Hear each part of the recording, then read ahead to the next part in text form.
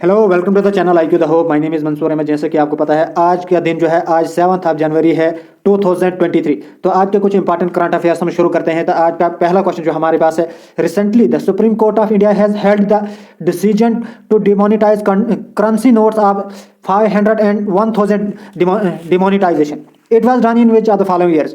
तो रिसेंटली जो है सुप्रीम कोर्ट ऑफ इंडिया जो है उसने ये कहा है कि जो 500 और 1000 के नोट्स जो डिमोनिटाइज किए गए थे वो सही तरीके से उनकी डिमोनिटाइजेशन नहीं की गई थी। मतलब कि वो जो डिसीजन लिया गया था तो वो सही डिसीजन नहीं था। तो आपने बताना है कि जो डिमोनिटाइजेशन हुई थी 500 एंड 1000 रुपीज़ की, तो वो कौन से ईयर के अंदर जो है डिमोनिटाइजेशन हुई थी। तो याद रखें 2016 ऑप्शन डी। तो 2016 के अंदर जो है डिमोनिटाइजेशन ऑफ 500 एंड 1000 रुपीज़ की डिमोनिटाइजेशन हुई थी। और अगर हम पार्टिकुलर डेट की बात करेंगे तो 8 नवंबर, याद रखें 8 नवंबर 2016 के अंदर जो है डिमोनिटाइजेशन हुई थी। रात के 8 बजे जो है हमारे प्राइम मिनिस्टर नरेंद्र मोदी के द्वारा जो है ये अनाउंसमेंट की गई थी कि जो है वो डिमोनिटाइज करने जा रहे हैं 500 एंड 1000 रुपीज़ के नोट्स को। तो इसके अलावा एक ही बात याद रखें, थोड़ा सा मैं पेन का कलर चेंज करता हूँ। बीवी नगर, याद रखें बीवी नगर रत्ना, ये एक इकलौती जज थी। 5 जजेस का बेंच जो हेल्ड किया गया था, तो उसमें से 4 तो इसके फेवर में थे, लेकिन एक याद रखें बीवी नगर रत्ना जो थी, इन्होंने जो है इस चीज़ को जो है फेवर नहीं किया था कि जो डिमोनिटाइजेशन की गई है वो सही तरीका या सही डिसीजन था। तो अगर हम बीवी नगर रत्ना की बात याद रखें 2027 के अंदर ये first women chief justice of India जो है वो अपॉइंट की जाएगी। Next, national bird day is observe on which are the following day. तो आपने बताना है कि नेशनल बर्ड डे हम इंडिया के अंदर ऑब्जर्व करते हैं तो कौन से दिन ऑब्जर्व करते हैं। तो इसका सही आंसर जो है 5 जनवरी। तो 5 जनवरी को हम हर साल नेशनल बर्ड डे सेलिब्रेट करते हैं। इसके अलावा याद रखें डॉक्टर यहाँ पे मैं लिख लेता हूँ, डॉक्टर सलीम अली, इनको जो है बर्ड मैन ऑफ इंडिया भी कहा जाता है, याद रखें। और अगर हम बर्ड की स्टडी जो होती है तो ऑर्निथोलॉजी को जो है स्टडी ऑफ बर्ड्स कहा जाता है, और जो ऑर्निथोलॉजिस्ट होता है जो बर्ड्स के ऊपर स्टडी करता है। तो याद रखें recently who among the following has been appointed as the state icon for Bihar by the Election Commission of India. तो आपने बताना है कि स्टेट आइकन किसको जो है बिहार का अपॉइंट किया गया है bye the Election Commission of India के द्वारा। तो इसका सही आंसर जो है ऑप्शन बी, मिताली ठाकुर। याद रखें कि मिताली ठाकुर जो कि एक रिनोन्ड सिंगर है, तो इनको जो है सेलेक्ट किया गया है state icon for Bihar by the Election Commission of India. अगर हम इंडिया की बात करेंगे तो इलेक्शन कमीशन के द्वारा जो है मैस्कॉट किसको चुना गया है, तो पंकज त्रिपाठी, याद रखें उनको जो है मैस्कॉट ऑफ इलेक्शन कमीशन जो है अपॉइंट किया गया है। इसके अलावा अगर हम याद रखें मिताली ठाकुर जो है मिताली ठाकुर जो है इनको जो है खादी प्रमोशन के लिए भी जो वो अपॉइंट किया गया है। और इसके अलावा अगर हम देखेंगे पहले तो मनोज तिवारी जो है उनको सेलेक्ट किया गया था टू प्रमोट खादी, अब जो है मिताली ठाकुर को भी जो है अपॉइंट किया गया है कि वो जो है खादी को प्रमोट करेंगे। इसके अलावा अगर हम बिहार के बारे में बात करेंगे सहरसा डिस्ट्रिक्ट, यहाँ पे मैं लिख लेता हूँ SAHARSA, सहरसा डिस्ट्रिक्ट जो कि बिहार के अंदर है, ये फर्स्ट पेपरलेस डिस्ट्रिक्ट बनी है इंडिया की। और इसके अलावा अगर हम देखेंगे तो इंडिया का पहला रबर डैम जो है वो भी जो है बिहार के अंदर बनाया गया है। और रिवर की बात याद रखें, यहाँ पे मैं लिख लेता हूँ FALGU, फाल्गु रिवर के ऊपर जो है फर्स्ट रबर डैम जो है बनाया गया है बिहार के अंदर ही जो है वो भी प्रेजेंट है। Next, recently zero poaching incident of great one horned rhino were reported in 2022 in which are the following states। तो आपने बताना है कि वन हॉर्न राइनो की पोचिंग जो है जीरो पोचिंग हमने देखी है 2022 के अंदर। तो आपने बताना कि कौन से स्टेट के अंदर। तो याद रखें इसका सही आंसर जो है ऑप्शन डी है, आसाम। तो आसाम की जो नेशनल पार्क है काजीरंगा नेशनल पार्क है, वहाँ पे जो है वन हॉर्न राइनो हमें देखने को मिलते हैं। तो वहाँ पे जो हमने जीरो पोचिंग देखी है वन हॉर्न राइनो की। अगर हम राइनो की बात करेंगे तो वन हॉर्नड राइनो जो है ये वल्नरेबल है, याद रखें वल्नरेबल, याद रखें यहाँ पे मैं लिख लेता हूँ वल्नरेबल स्पीशीज के अंदर जो है इनको रखा जाता है। इसके अलावा अगर हम देखेंगे तो आसाम के अंदर जो है एक काफ़ी ज़्यादा पॉपुलर स्कीम है अनुरत स्कीम, याद रखें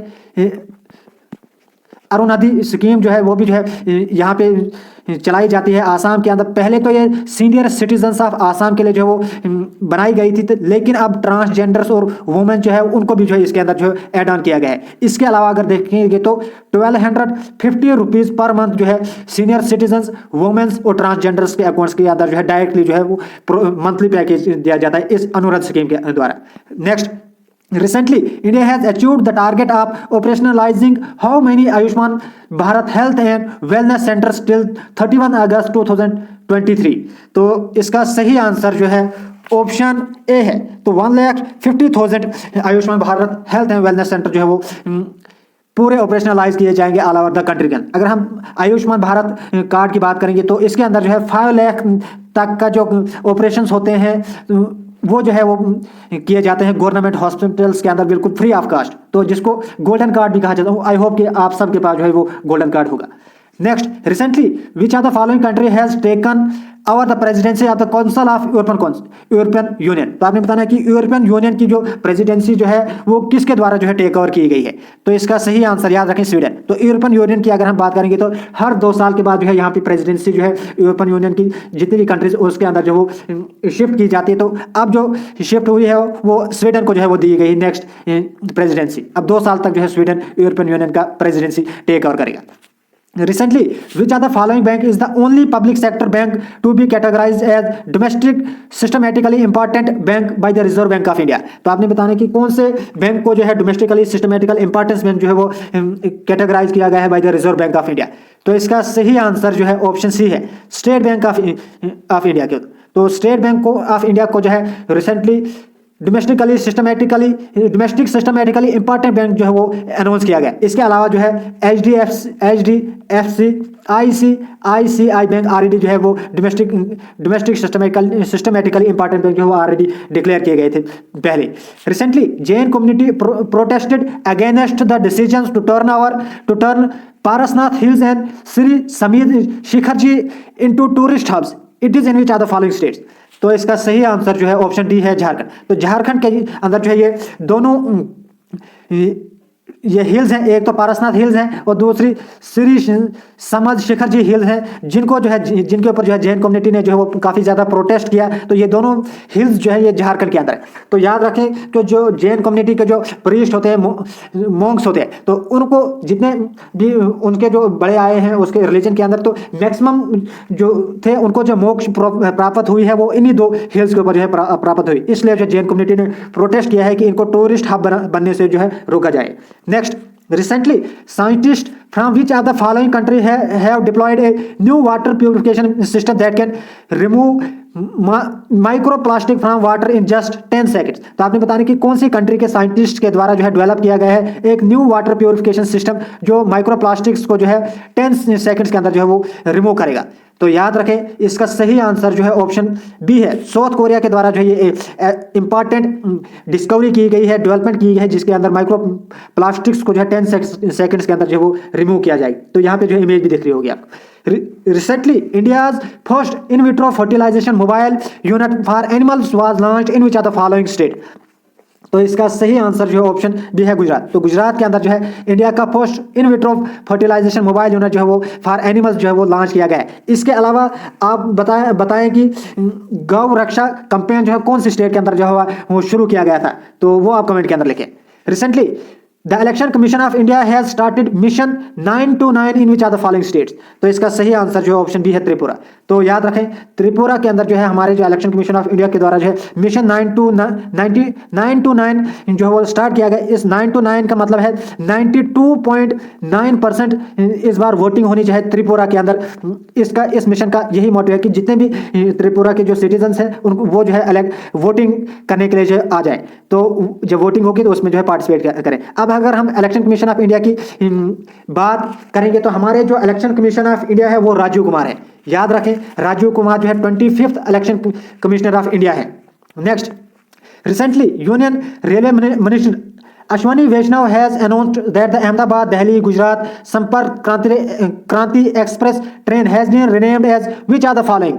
तो इसका सही आंसर जो है ऑप्शन ए है, अक्षरधाम एक्सप्रेस जो है इस एक्सप्रेस ट्रेन का जो है वो नाम रखा गया, जिस तो हमारे जो रेलवे मिनिस्टर हैं अश्विनी वैष्णव, इनके द्वारा जो है अहमदाबाद दिल्ली गुजरात संपर्क क्रांति एक्सप्रेस ट्रेन का नाम जो वो चेंज किया गया है। अब अक्षरधाम एक्सप्रेस जो है इसका नाम रखा गया है। रिसेंटली, आज का आखिरी क्वेश्चन भी यही होगा, recently 50 electric buses have been launched in Delhi with support under FAME।